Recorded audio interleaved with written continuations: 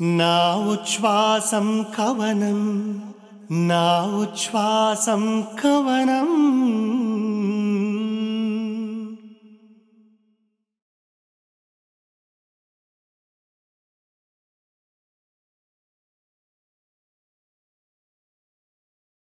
Shri developers నా ఉచ్ఛ్వాసం కవనం powered by university of silicon Andhra, silicon Andhra Manabadi, delta Srihari Panchatulasi, Lohitha rice, co sponsored by LIC of India.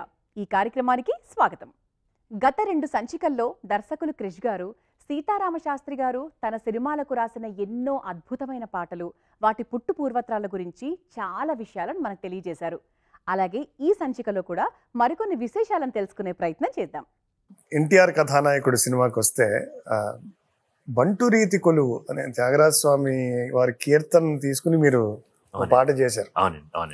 అంటే ఈ ఆలోచన ఎలాగా త్యాగరాజ స్వామి వారి కీర్తనని తీసుకుని అది కూడా శాస్త్రి గారి చేత అనుపల్లవి చరణం రాయించాలి అంటే ఇది ఈ పాట అనుకున్నప్పుడే బస్సు తారకం గారు వాళ్ళిద్దరి మధ్య, నందమూరి తారక రామారావు గారు బస్సు తారకం గారి వాళ్ళిద్దరి మధ్య ఉన్న రిలేషన్షిప్ని, and she didn't ask anything basically. హనుమంతులు ఆంజనేయ స్వామి ఏం కావాలి, ముత్యాలు దండిస్తే బేసికల్ దాన్ని ఇసిరేసి కొరికి చూపించి ఈ ముత్యంలో నా రావుండ్ లేడు కదా, ఏం కావాలి నీకంటే బంటులాగుండే అవకాశం. So let me be very close to you, anything you require let me be the one అనేది శ్రీరాములు వారు ఆంజనేయ స్వామి ఆయన అడిగారన్నమాట. సో అక్కడి నుంచి వచ్చిన కీర్తన అది బేసికల్గా. ఇక్కడ వీళ్ళిద్దరి దాంపత్యం, వీళ్ళిద్దరి గురించి విన్న తర్వాత ఇది కూడా నాకు ఆ పాట గుర్తొచ్చింది బేసికల్గా. అండ్ హీఈస్ ద మ్యాగ్నానిమస్ పర్సనాలిటీకి then she understood what he's, and వీళ్ళిద్దరు ఇలా ఉండాలని ఫిక్స్ అయ్యారన్నమాట. అలా ఉందాం అనుకుని ఆమె అడుగుతుందన్నమాట. సో అందులో ఎన్ని ఉంటాయో బేసికల్గా. సో అది ఈ పాటకి ఇదైతే బాగుంటుందని గురువుగారు చెప్పాను. దానికి 2 చరణాలు చాలా అద్భుతంగా రాశారన్నమాట. 2వ చరణం చాలా బాగుంటుంది, బట్ అన్ఫార్చునేట్లీ అది సినిమాలో లేదన్నమాట. అఫ్కోర్స్ అది స్క్రీన్ ప్లే దాంట్లో ఫస్ట్ చెప్తున్నప్పుడు ఒక చరణంగా అనుకున్నాము, కానీ గురుగారు ఒప్పుకోరు కదా, 2వ చరణంగా రాశారు. ఇవ్వంగానే కనీసం ఆడియోలను పెట్టవయ్యా అంటే కిరవన్ గారికి ఫోన్ చేశారన్నమాట. ఇది ఆడియోలో పెట్టవయ్యా అంటే ఆడియోలో పెట్టారు. ఓకే.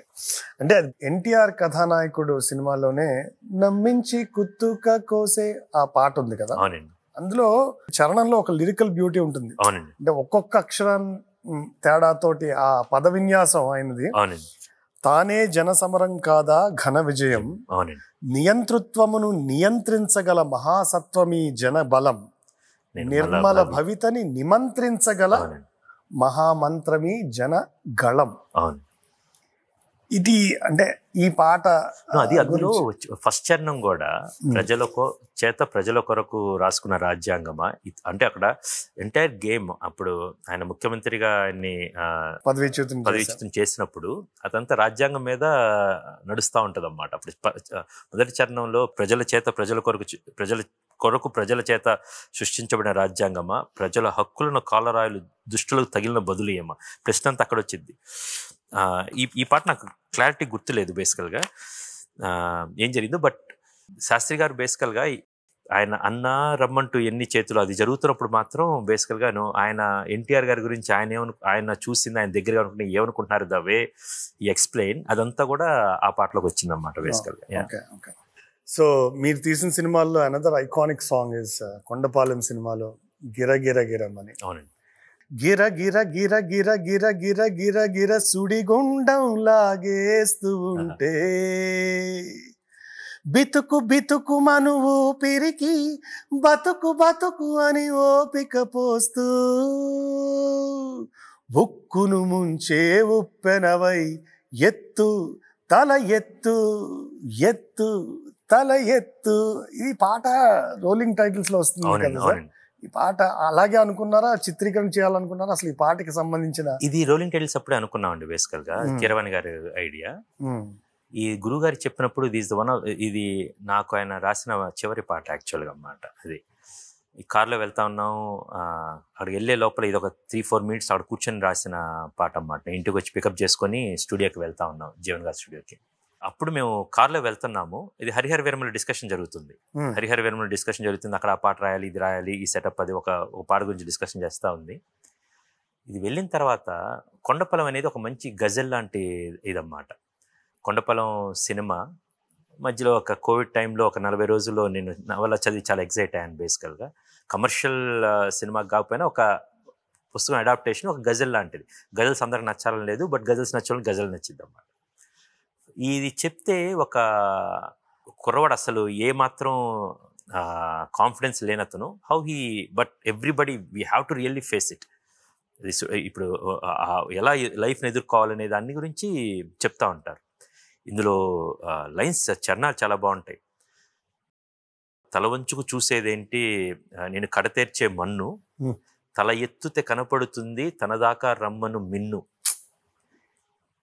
ఎవరికి మన అలసిందా ఎగసిందా అలా అలాంటిదే కాదా నీ తల అన్నారు.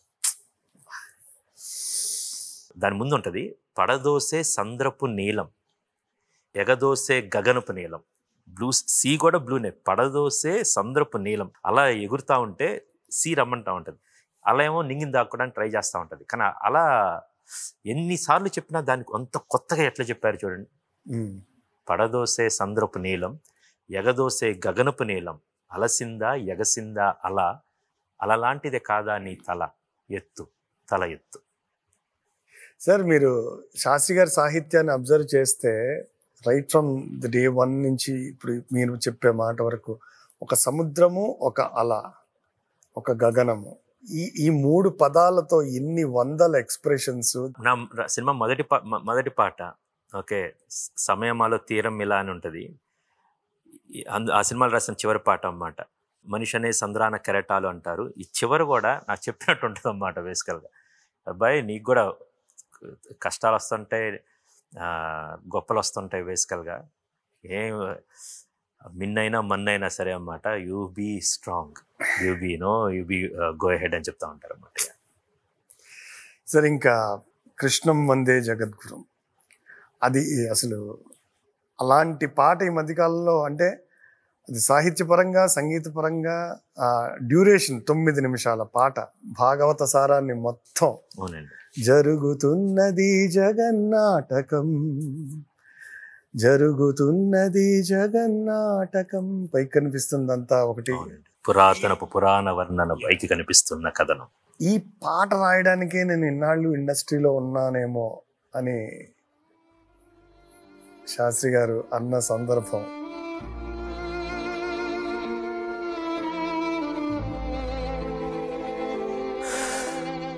I know it's not easy, but ఈ పాటకి సంబంధించిన most difficult cinema in my career. మిగతావన్నీ కూడా చాలా జాగ్రత్తగా కథ రాస్తున్నప్పుడు కానీ తీస్తున్నప్పుడు కానీ, బట్ ఈ సినిమా తీస్తున్నప్పుడు గురుగారు 1-4 సార్లు అడిగారు, ఇది చేయాలనుకుంటున్నావా అన్నట్టు అన్నమాట.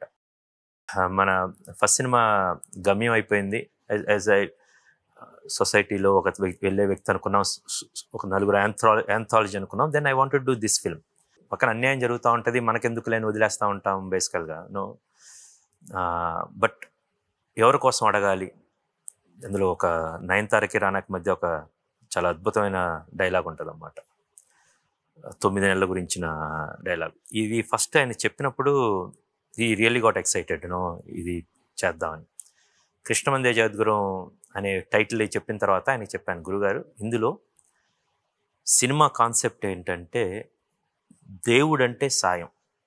మీరు సినిమా చివరి చూస్తే ఎవరో ఒక మట్టిరాజు అనే ఒక క్యారెక్టర్, ప్రతి సినిమాలో గమ్మత్తైన క్యారెక్టర్లు, గాలి సీన్ కావచ్చు, కేబుల్ రాజు కావచ్చు, కర్పూరాలు కావచ్చు, మట్టిరాజు కావచ్చు, అతను చివరిలో ఎవరో ఒక నరసింహమూర్తిలాగా ఎవరో ఒక విలన్ని తీసుకొచ్చి అతను అక్కడ పడేశాడనమాట. అందులో గొప్ప గొప్ప డైలాగులు ఉంటాయి. ఏమీ లేకపోతే మట్టిని అడిగితే ఇచ్చిద్ది, మట్టే లేకపోతే ఎవరిని అడగాలంటాడనమాట మట్టిరాజు. సో అక్కడ వచ్చినప్పుడు వాళ్ళు ఒక బొమ్మ వేస్తారు, అక్కడి నుంచి ఒక గుడి అయిపోద్ది, దేవుడు అయిపోద్ది బేసికల్.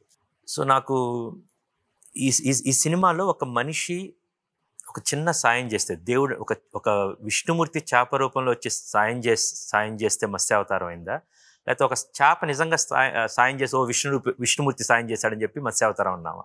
That kind of 2 things. దేవుడు అంటే సాయం, ఎవరు సాయం చేస్తే వాళ్ళు దేవుడు అయిపోతారు. మీకో దేవుడు ఉంటారు, నాకో దేవుడు ఉంటారు, ఎనీథింగ్. సో ఈ కాన్సెప్టు ఒక పెద్ద నాటకం, వాళ్ళ తాత ఈ నాటక రూపంలో కృష్ణ వందే జగద్గురు ఒకటి రాస్తే ఇతను ఏదో నాటకం రాశాడు అనుకుంటున్నాడు, బట్ వాళ్ళ తాత చెప్తుంది ఒక జీవితంలో జరిగేది. ఆర్ భాగవతం అయినా మహాభారతమైనా ఇవన్నీ చూస్తే కనుక ఒక ఎలా మసులుకోవాలి, ఎలా ఉండాలి, మనిషి మనుగడ ఎలా ఉండాలి, ఆ మనిషి ఎలా నడుచుకోవాలనే కథ అంతా ఉంటుంది. చాలా హెవీ కాన్సెప్ట్ ఇది. దీని గురించి చెప్తే ఏం చెప్పాలి నువ్వు అనుకున్నప్పుడు ఇది మా ఇద్దరు కన్వర్జేషన్ నుంచి వచ్చిందన్నమాట. ఇప్పుడు ఫర్ ఎగ్జాంపుల్ ఎవరన్నా గురుగారు పరమపదించిన తర్వాత 100 మంది నాకు చెప్పి ఇట్స్ ఓకే కృష్ణ పుట్టిన ప్రతి ఒక్కళ్ళు వెళ్తారు అనేది, అది 100 మంది చెప్పినా నాకు అర్థం కాదు. నేనైనా సాయికైనా రాజాకైనా ఎవరికి చెప్పినా సరే, బట్ స్వతహాగా మనకు మనం రియలైజ్ అయితే, so the Guru is not out side, the Guru is with in. It's a huge concept. ఎంత డేంజరస్ కాన్సెప్ట్ చెప్పాలనుకున్నామంటే, నా 3వ సినిమా ఆయన 4 సార్లు చెప్పారన్నమాట ఇది చాలా డిఫికల్ట్ సబ్జెక్ట్ అని. ఎందుకని కృష్ణ వందే జగద్గురు చివరిలో అంటే ఒక మహాభారతంలో ఒక కురుక్షేత్ర సంగ్రామం జరుగుతున్నప్పుడు 18,000 అక్షోహిణులు అంత సైన్యం ఉన్నప్పుడు శ్రీకృష్ణుడు అందరినీ ఓకే హోల్డ్ ఆన్, ఇప్పుడు నేను 18 అధ్యాయాలు భగవద్గీత చెప్తా అని 18 అధ్యాయాలు ఆయనకి చెప్పాడు. అప్పుడు దాకా యుద్ధం ఆపారా? ఇలాంటి అనేకమైన తొంటరి ప్రశ్నలు మనం బయట వింటూ ఉంటాం అన్నమాట. బట్ ఈయన ఈ కథ చెప్పినప్పుడు ఈ కృష్ణ వందే జగద్గురు అనే పేరు నేను పెట్టేశాను. ఇది ఒక నాటకం, ఇది సెటప్. బట్ దానికి అర్థం, ఈ సినిమా తీస్తున్న దానికి దీని అర్థం నాకు చెప్పిన వ్యక్తి శాస్త్రి గారు. నేను కథ అనుకున్న తర్వాత దర్శకుడికి దర్శకుడు అయ్యాడు ఆయన. ఇది యాక్చువల్గా గురువుగారు రాసినప్పుడు 12:30 నుంచి 14 నిమిషాలు, కరెక్ట్ నిడిగా గుర్తులేదు ఎందుకంటే మేము రికార్డ్ చేయలేదు అంతా అన్నమాట. సో ఒక రఫ్గా అనుకుంటే ఒక 14 నిమిషాలు వస్తుందన్నమాట. బట్ అజ్ఞానం, తెలియనితనం బేసికల్గా అంత పాట ఎట్లా పెట్టాలి. అప్పుడు ఇంకా audio cassettes, CDs audio cassettes అన్నమాట. మొత్తం సగం అటు వెళ్ళిపోద్ది kind discussions. And second thing, అది చాలా నేను ఇది కట్ చేసి గురుగారు ఇది అవసరం లేదు అనమాట. చాలా ఫైట్స్ జరిగినాయి. ఫైట్స్ అంటే ఇది పెట్టాను అనమాట. 2 రోజులు అలిగారు కూడా అన్నమాట. అలిగారు. అప్పుడు 3 రోజులు అది తిడతా ఉన్నారు. అప్పుడు అమ్మ వచ్చారన్నమాట పైనుంచి. వచ్చి ఆ రోజు ఏదో కాఫీ అని పులిహార ఏదో ఇచ్చి, అంటే చూడు ఈ పాట 14 నిమిషాలు వచ్చిద్ది వద్దంటున్నాడు అనగానే డైరెక్టర్ ఆయన మీరా అన్నారు. ఇప్పుడు బేసికల్గా నవ్వుతా, లేదమ్మా ఇంత వచ్చిద్ది అనగానే సరే నీకు ఏం కావాలి చెప్పని చెప్పి ఆయన ఇది ఇంతవరకు అని ఇచ్చారన్నమాట. సో అందులో ఈ కృష్ణ వందే జగద్గురు అనేది నేను ఫస్ట్ టైటిల్ చెప్పాను. బట్ ఇది నేను చెప్పాను కదా, ప్రతి సినిమాలో ఒక పాట ఇచ్చిన తర్వాత ఆయన పాట చూసుకుంటూ ఓహో ఈ సినిమా నేను తీసానా, ఇందులో ఈ భావం కూడా ఉందనేది అర్థం అవుతుంది అన్నమాట. లేకపోతే ఇది కూడా ఆయన చూపించారా అని. అందులో గురుగారు చివర లాస్ట్ ఇది రాశారన్నమాట. నరుని లోపల పరునిపై దృష్టి పరుపగా తల వంచి కైమోర్చి నీ శిష్యుడు నీవైతే నీ ఆర్తి కడతేర్చు ఆచార్యుడువు నీవే అన్నమాట. సో కృష్ణ తత్వం అనేది ఎక్కడో లేదు, నీ లోపల ఉండాలి. నువ్వు నీ శిష్యుడు అయితే నీ ఆర్తి కడతేర్చు ఆచార్యుడువు నువ్వే. బయట అందులో బీటెక్ బాబు అనే అతనికి వాళ్ళ తాత చెప్తా ఉంటాడు, ఈ అమ్మాయి చెప్తా ఉంటుంది, అరే వెరీ సెల్ఫిష్ మ్యాన్ అన్నమాట బేసికల్గా. బట్ అతను రియలైజ్ అయితే మనమేనంతే. ఇప్పుడు గురువు గారు లేరనే విషయము ఫస్ట్ చాలా బాధేసింది. భగవద్గీత ఎన్నిసార్లు నా పుట్టిన ప్రతి ఒక్కళ్ళు గిట్టక తప్పదు అని అది విన్నా, ఇది మనకు తెలిసినా కూడా బయట ఎంతమంది ఓదార్చినా కూడా మనకు తెలియదు. ఒక్కసారి మనకు అది రియలైజేషన్ అయితేనే అన్నమాట. సో ఈచ్ అండ్ ఎవ్రీథింగ్ మనకు ఒక తప్పు ఒప్పు అని తెలుస్తూ ఉంటుంది. బట్ మనం బయట వాళ్ళు చేయి తప్పన్నా అంటాం, ఒప్పన్నా కూడా కాదన్నమాట. మన లోపల వ్యక్తికి బయట ఉన్న కృష్ణుడు లోపల ఉన్న కృష్ణకి సాష్టాంగపడి ఒరే బాబు నువ్వు ఏదో చెప్పురా అది అంటే వాడికి కరెక్ట్గా తెలుసు అన్నమాట. బట్ మనం వాడిని వినమన్నమాట, బయటకు వెళ్ళిపోయి ఇష్టం వచ్చేది చేస్తూ ఉంటాం. సో కృష్ణ వందే జగద్గురులో ఆ గురువు ఎవరు? నువ్వే. కృష్ణం వందే జగద్ మన లోపల ఉన్న కృష్ణుడికి మనం that's a very difficult complex content. దాన్ని ఆయన దశావతారాలు మొత్తం, భాగవతంలో ఉన్న దశావతారాల మొత్తాన్ని ఆయన ఎంత అద్భుతంగా, అసలు అందులో రామావతారం అయితే ఏ మాయలు లేక ఏ మహిమలు లేక each and everything so beautiful అన్నమాట. బేసికల్గా ఏడి ఎక్కడరా నీ హరి దాక్కున్నాడేరా భయపడి, అందులో మీటర్లు మారుతూ ఉంటాయి, రాగాలు మారుతూ ఉంటాయి, టెంపోస్ మారుతూ ఉంటాయి. అది మణిశర్మ గారు చాలా అద్భుతంగా కంపోజ్ చేశారు. అండ్ బాలు గారు కూడా. అయితే భాగవత సారం మొత్తాన్ని మీరు 9:30 నిమిషాలు కుదించినట్టున్నారు ఆ పాటని. దాంట్లో చెప్పడమే ఒక పెద్ద సాహసం కదా. అందులో ఓటమిని ఓరించగలిగిన ఓరిమే కూర్మం అన్నది, ఆ కూర్మ అవతారం ఒక అవతారానికి ఆయన చెప్తున్నప్పుడు కూడా ప్రతి అవతారం కూడా అందులో నుంచి how we have to live, or మనిషికి ఎలా ఉన్నది అది అన్వయించడం, అది అన్వయించడం అన్నమాట. మనం అది ఎప్పుడు ఒక తాబేలు గురించి మనకి ఒక తాబేలు కుందేలు అది ఉంటుంది, బట్ పేషెన్స్తో పాటు ఇది వెళ్ళటం అందులో ఎన్ని ఉంటాయి అన్నమాట. చిన్నపిల్లల కథల దగ్గర నుంచి భాగవత సారం దాకా ప్రతిదీ ఉంటుంది అన్నమాట. అది కూర్మావతారంలో ఒక సహనం గురించి చెప్పటం బేసికల్గా మనం దాన్ని పట్టుకోవాలి. But will go ahead. Parashurama అవతారంలో ఒకటి చెప్తాడు, రామావతారంలో ఒక మనిషి ఎంత సాధించవచ్చు అని చెప్తారన్నమాట. కృష్ణావతారంలో ఒక విధంగా చెప్తారు, మత్స్యావతారం చెప్తారు, వారాహావతారం చెప్తారు. ఎక్స్ట్రాడినరీ ఫీట్ అన్నమాట. ఆయన నమ్మిన మనిషి సిద్ధాంతానికి ఆవ్యాసంలో ఏ టాపిక్ అయినా దానికి తీసుకురాగలరా? అంటే ఫస్ట్ 3 సినిమాలు కూడా అంటే కథలు కావాలనుకుంటే ఏ కథ చెప్పినా సరే, ఎక్కడి నుంచి ఎక్కడ చెప్పిన కథ కూడా ఒక మనిషి కథ అయింది అన్నమాట. బట్ ఇవి ఇలా ఈ 3 ఒక ట్రయాలజీ లాగా కుదిరినాయి అన్నమాట యాక్చువల్గా. నా ఉచ్ఛ్వాసం కవనం. శ్రీ డెవలపర్స్ నా ఉచ్ఛ్వాసం కవనం, powered by university of silicon Andhra Manabadi, delta Srihari Panchatulasi, Lohitha rice. Co sponsored by LIC of India. సరే, ఈ పర్టికులర్ సాంగ్ లో ఒక పోర్షన్ సంస్కృతం, ఉన్మత్తమాతంగ భంగి ఘాతు కవితతి హంతృ సంఘాత నిర్ఘణ నిబడిమీ జగతి అఘము నగమై ఎదిగే అవనికిదే ఆశ నిహతి. ఈ 6 లైన్లు ఇంతకు ముందే ఉన్న ఒక పృథ్వీరాజ్ అనే సినిమాలో వాడారు. అంటే ఏదైనా పర్టికులర్ రీజన్ ఉందా సార్? లేదండి, గురుగారు చెప్తున్నప్పుడు నాకు ఇది కావాలి అంటే ఆయన ఇంతకుముందు ఎక్కడో రాసిన దాంట్లోని చెప్పారన్నమాట, ఇది ఇక్కడ ఉంటే బాగుంటది అని చెప్పి. దెన్ ఆయన నరసింహావతారం తర్వాత ఇది పెట్టారన్నమాట. దాని తర్వాత ఆయన కుబ్జావతారం గురించి చెప్తారు. అమేయ మనూహ్యమనంత విశ్వం, ఆ బ్రహ్మాండపు సూక్ష్మ స్వరూపం ఈ మానుష రూపం, కుబ్జాకృతిగా బుద్ధిని భ్రమింపచేసే అల్ప ప్రమాణం, ముజ్జగాలను 3 అడుగులతో కొలిచే త్రైవిక్రమ విస్తరణం అన్నమాట. వామనావతారం గురించి ఇంకా మొత్తం ఎట్లా చెప్పేశారు చూడండి. రామావతారం గురించి చెప్తారన్నమాట. ఏ మహిమలు లేక ఏ మాయలు లేక నమ్మ సత్యము కాని ఏ మర్మము లేక, మనిషిగానే పుట్టి మనిషిగానే బ్రతికి మహిత చరితగా మహిని మిగలగలిగే మనికి సాధ్యమేనని పరందాముడే రాముడై ఇలలో నిలిచే. ఇందులో రామావతారం కాబట్టి అన్ని మాలు వస్తూ ఉంటాయండి. ఏ మహిమలు లేక ఏ మాయలు లేక నమ్మ సత్యము కానీ ఏ మర్మము లేక, మనిషిగానే పుట్టి మనిషిగానే బ్రతికి మహిత చరితగా మహిని మిగలగలిగే మనికి సాధ్యమేనని అని గమ్మత్తుగా చేస్తా. రామావతారం కదా, అన్ని మాలు అన్నారు. అదే రోజు ఈవినింగ్ ఈ పాట అయిపోగానే ఎక్సైటింగ్గా మణి శర్మ గారి స్టూడియోకి వెళ్తే ఆయన ఇది చెప్పాను, రామావతారం అండి, ఇది మీటర్లో ఉండదు, మనం కొత్తగా ట్యూన్ చేయాలి అని ఆయన చెప్తా.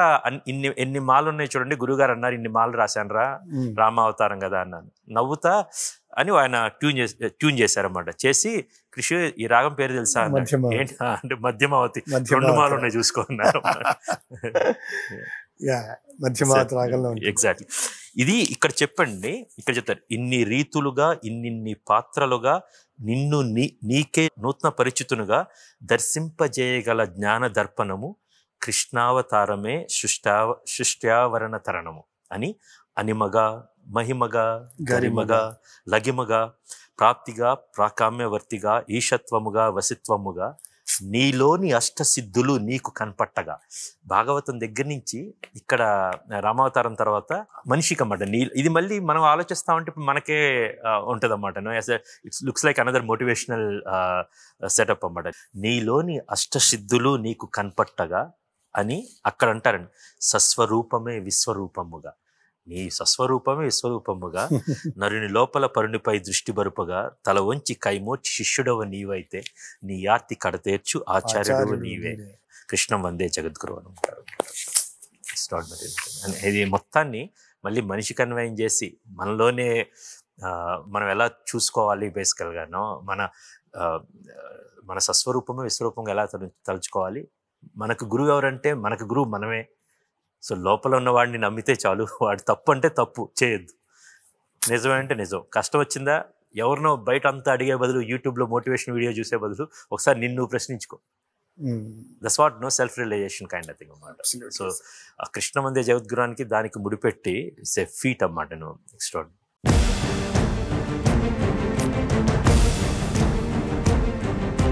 జరుగుతున్నది జగన్నాటకం, జరుగుతున్నది జగన్నాటకం.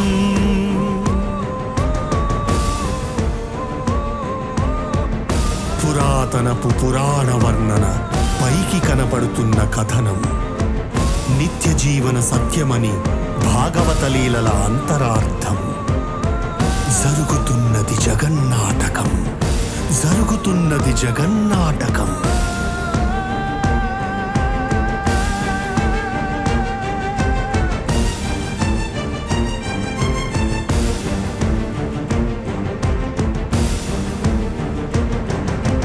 చెలియలి కట్టను తెంచుకొని విలయము విజృంభించునని, ధర్మమూలమే మరచిన జగతిని యుగాంతమెదురై ముంచునని, సత్యవ్రతునకు సాక్షాత్కరించి సృష్టి రక్షణకు చేయూతనిచ్చి నావగ త్రోవగ చూపిన మత్స్యం, కాలగతిని సవరించిన సాక్ష్యం.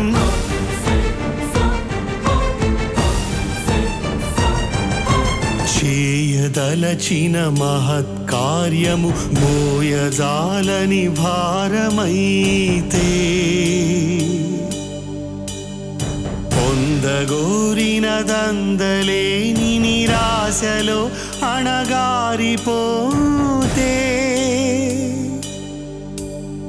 బుసలు కొట్టే అసహనపు నిట్టూర్పు సెగలకు నీరసించక ఓటమిని ఓడించగలిగే ఓరినే కూర్మమన్నది.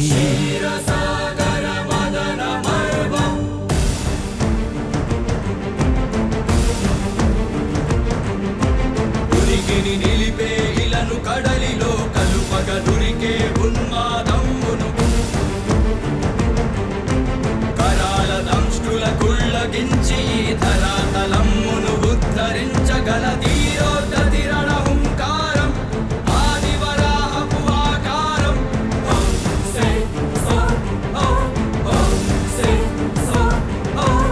ఏది ఎక్కడరా ఈ హరిదాక్కున్నాడేరా, భయపడి బయటికి రమ్మనరా, ఎదుట పడి నన్ను గెలవగలడా, తలపడి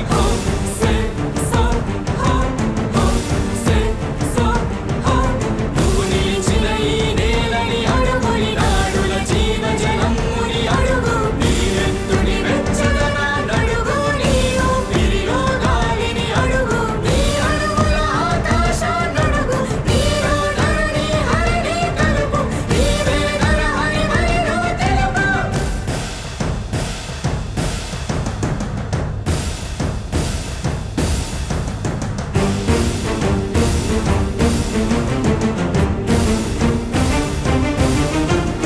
ఉన్మత్త మాతంగ భంగి కాదు కవితని, హంస సంఘాతనే కృణ నిబిడమే జగతి.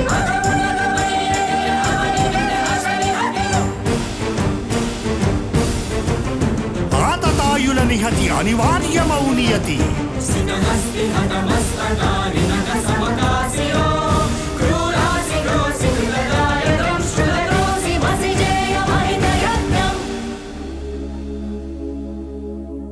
అమేయమనూహ్యమనంత విశ్వం, ఆ బ్రహ్మాండపు సూక్ష్మ స్వరూపం ఈ మానుష రూపం. కుబ్జాకృతిగా బుద్ధిని భ్రమింపచేసే అల్ప ప్రమాణం, ముజ్జగాలను మూడడుగులతో కొలిచే త్రైవిక్రమ విస్తరణం. జరుగుతున్నది జగన్నాటకం, జగన్నాటకం, జరుగుతున్నది జగన్నాటకం. జగమే నాటకం.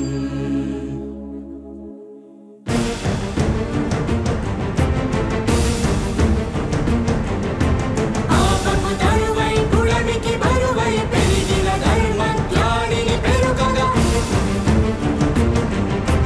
పరశురాముడై భయద భీముడై, పరశురాముడై భయద భీముడై, ధర్మాగ్రహ విగ్రహుడై నిలిచిన క్షత్రియ క్షత్రియ తత్వమే భయ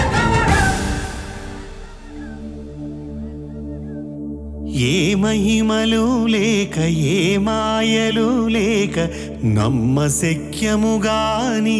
ఏ మర్మము లేక మనిషిగానే పుట్టి మనిషిగానే బ్రతికి మహిత చరితగా మహిని మిగలగలిగే మనికి సాధ్యమేనని పరంధాముడే రాముడై ఇలలోన నిలచే.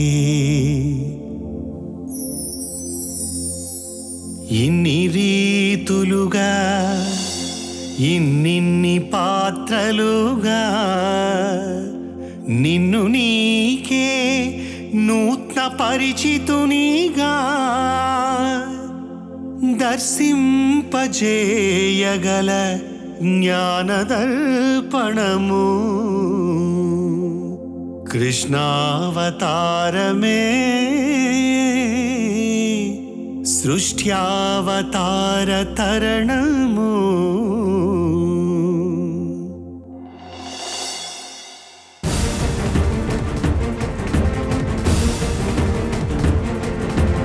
అనిమగా మహిమగా గరిమగా లఘిమగా ప్రాప్తిగా ప్రాకామ్యవర్తిగా ఈశత్వముగా వసిత్వముగా నీలోని అష్టసిద్ధులు నీకు కన్పట్టగా స్వస్వరూపమే విశ్వరూపముగా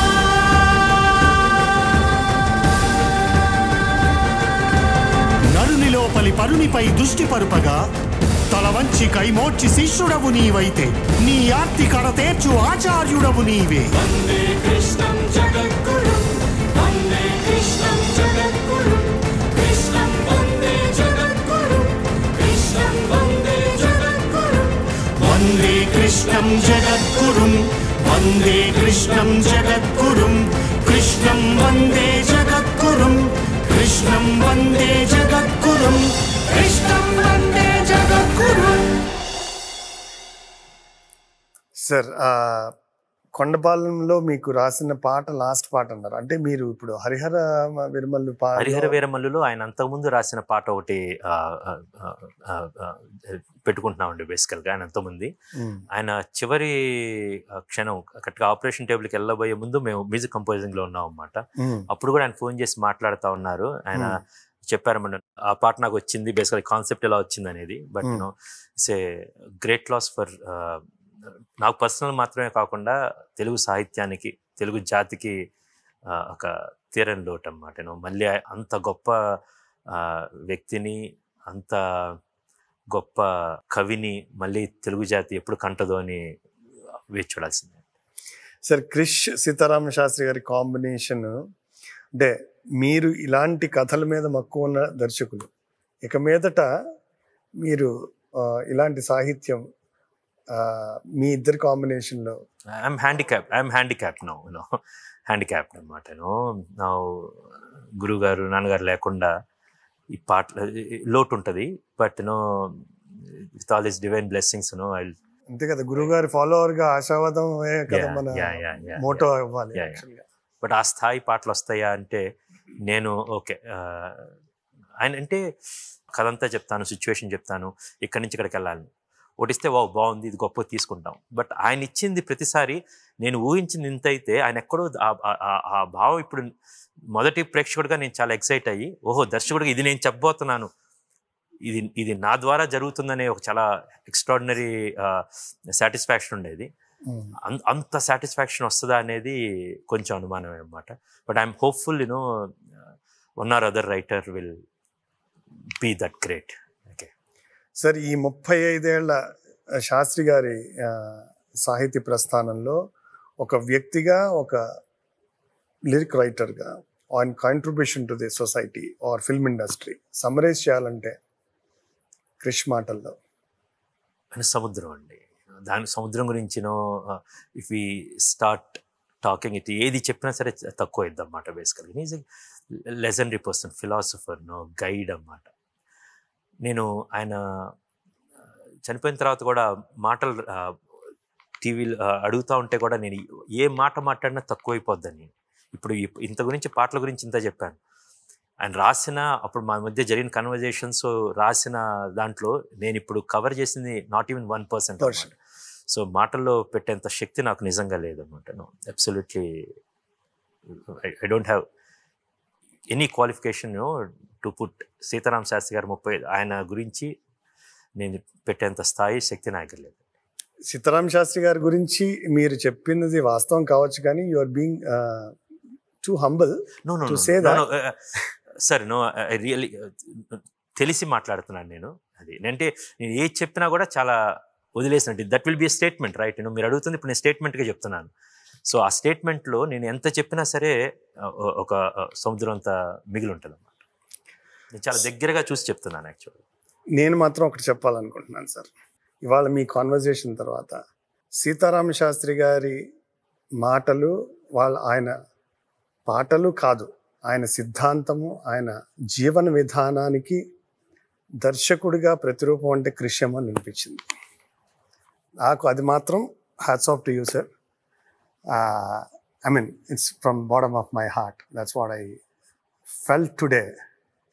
And I never saw a director talking so much about lyrics with such passion. And ఆ భాష మీద కమాండ్ కానీ మీరు చెప్పాలనుకున్నది కానీ ఎంత స్పష్టంగా చెప్పుంటే బాబాయ్ కూడా అంత స్పందించారు అనిపిస్తుంది. ఆయనకి చాలా దగ్గరైన మనిషి సార్, అన్ని రకాలుగా, వ్యక్తిత్వంలో, కథలో, కళాకారుడిగా. నాకు తెలిసి అదే సీతారామ శాస్త్రి గారి సిద్ధాంతాలకి దర్శక రూపంలో అంటే ఈ జనరేషన్లో మీరు అనిపిస్తుంది. శాస్త్రి గారు లేకుండా నా సినిమా ప్రయాణం సాగుతున్నప్పుడు కృష్ణమందే జగద్గురు సినిమాలో ఆయన రాసిన సేమ్ లైన్స్ నా ఫేవరెట్ లైన్స్ అన్నమాట.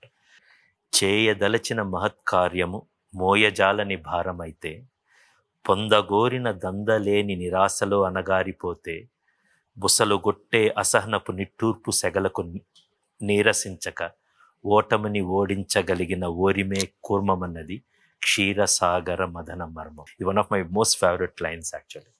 అదేవిధంగా నా ఉచ్ఛ్వాసం కవనం అనే ఈ కార్యక్రమం కూడా అంత ఈజీ కాదు. ఇది తెలుగు జాతికి అవసరమైంది. అట్ ద సేమ్ టైం ఆయనకు అతి గొప్ప నివాళి.